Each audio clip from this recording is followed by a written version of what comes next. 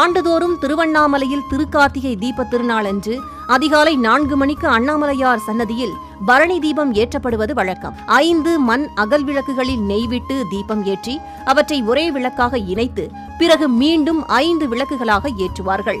இறைவனே பஞ்சபூதங்களாக காட்சியளிக்கிறார் என்பதை உணர்த்துவதற்காகவும் இறைவன் ஒருவனே அவன் அனைத்து உயிர்களுக்குள்ளும் நிறைந்திருக்கிறான், அனைத்து உயிர்களும் ஜோதி வடிவான இறைவனுக்குள் அடக்கம் என்பதே இதன் பொருளாகும்.